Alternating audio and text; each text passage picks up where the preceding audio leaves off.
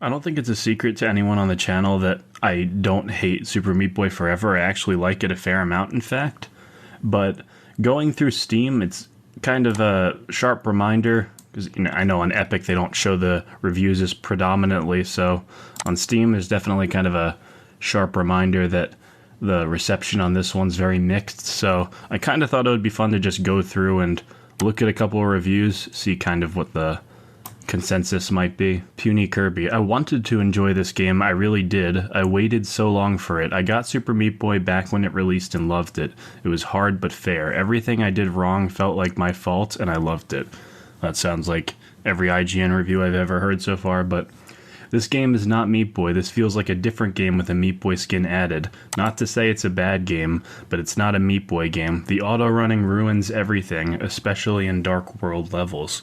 90% of deaths I got in my hour of playing felt like the game's fault instead of my skill because you just keep running. I don't know, that's, like, I get it, it's gonna be hard because you obviously can't stop and assess the situation you're going into, but that's part of the game. Like, the levels are designed around that. It's not like the game is just picking you up and throwing you into obstacles. You still have a time to react and figure out what's going on.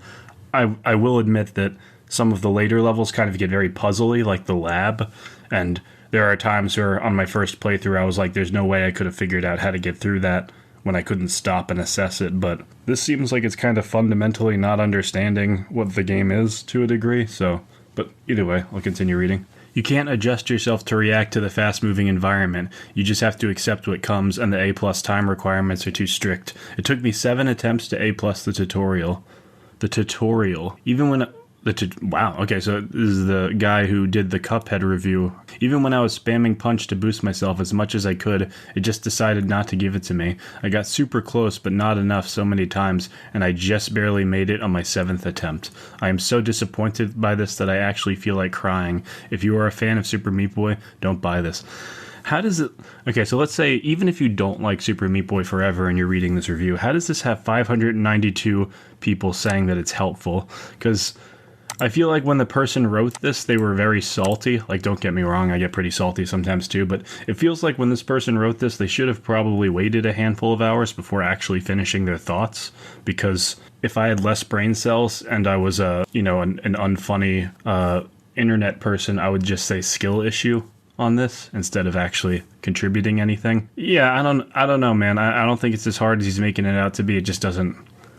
I don't understand the upvotes either. Moving on. An infinite runner can work for games like this, but not for Meat Boy. It takes away the whole point in my opinion. It's not the platformer we all loved. It feels like a mobile game. Big sad.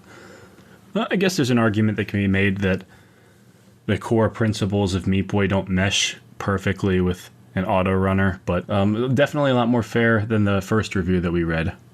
Was a big fan of the first one, did not like Forever at all. Played through the first 4 levels, they felt uninspired. The auto-runner aspect was the most challenging part of it. Okay, so so I will admit that the first levels in Super Meat Boy Forever don't make the best impression, especially with that music.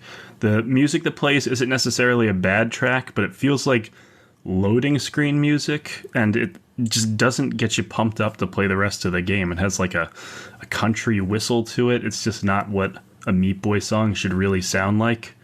There's good songs in Super Meat Boy Forever. I don't think the forest level is one of them. Then there's their exclusive deal fiasco. Had to wait a whole year to try this mess.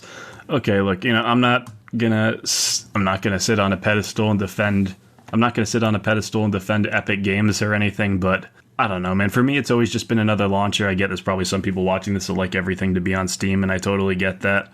I personally don't mind Steam having a competitor that could put some fire under their belly to make them do stuff, but I can understand it to a degree. I don't really understand including it in the review because it doesn't have anything to do with how the game plays at the end of the day.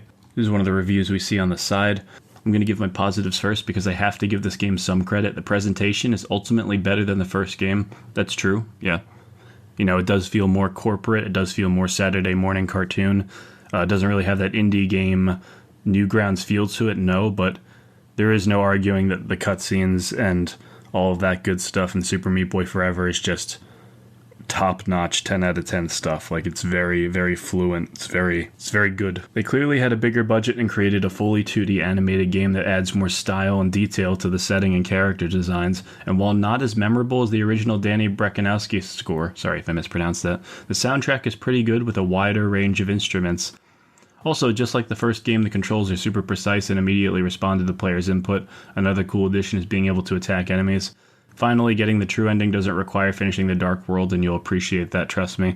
Yeah, no, especially with the New Game Plusing and all of that stuff. Sometimes you'll just get a level chunk that's pretty goddamn mean. Otherwise, this game was terrible. From what I heard, it was originally planned to be a spin-off game exclusive to mobile devices, that's true, but they turned it into a direct sequel on consoles, and it certainly shows. They didn't put in any of the effort it takes to turn a mobile game into a console game. Wait, what is that? They completely changed how it looked. If you look at Super Meat Boy, what was the actual name? I forget what the name. It had a different name on mobile. I think it was just Super Meat Boy with an exclamation mark or something. But they they ended up changing everything about it. Like those 10 out of 10 cutscenes he was just talking about. Those were not in the original phone game. It's worse that this is considered the follow-up to the original Super Meat Boy from 10 years ago. My problem with this game is its design. No matter how good the control is, no matter how hard you try, nothing will prepare you for the gameplay and the stage design. Auto-scrolling game. Like, I get it. The auto-scrolling and the auto-running are going to make it harder to react. That's part of the game, if you ask me. Each world is a different stipulation, all of which should have been part of your basic moveset, turning back without wall jumping. I don't know, I think those are more interesting as power-ups. I understand the first game feverishly avoided power-ups to have it feel more pure, so to speak. But I think this was a good change of pace. All of the boss fights go on way too long, and they once again have to be defeated in the most specific way possible. So that's kind of where I draw the boss fights in Super Meat Boy Forever are so goddamn good. I even made a video about how much I enjoyed them. And, you know, it's fine that you don't have to agree with that or anything, but I feel like the points he brings up here don't really do him any favors.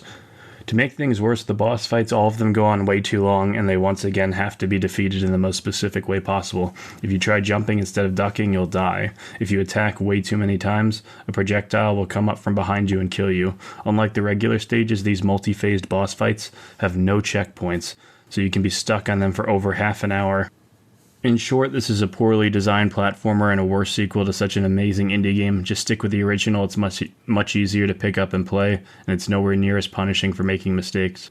Alright, again, it's going to fall back on what I said before. You don't have to enjoy this game, but I feel like the arguments he put forth don't really do him any favors in kind of convincing. If they want to go ahead and convince someone that, this is not a good game to play and it's not worth their time, I feel like someone would read that and it would not be accurate to what's actually in the game. This wasn't going to be a crazy long video. I just wanted to go ahead and kind of go over some Meat Boy Forever reviews, because I do think, even though it's a controversial game, I do think it does get more hate than it deserves. So I just kind of wanted to cover some of the reviews. I thought it would be fun to maybe get a different perspective. I know a lot of my viewers enjoy Super Meat Boy Forever, but hey, maybe some of you thought that one of them made a decent point. But go ahead and let me know in the comments what you think, all that typical social media garbage. And I'll go ahead and see you in the next video. Have a great one. Bye-bye.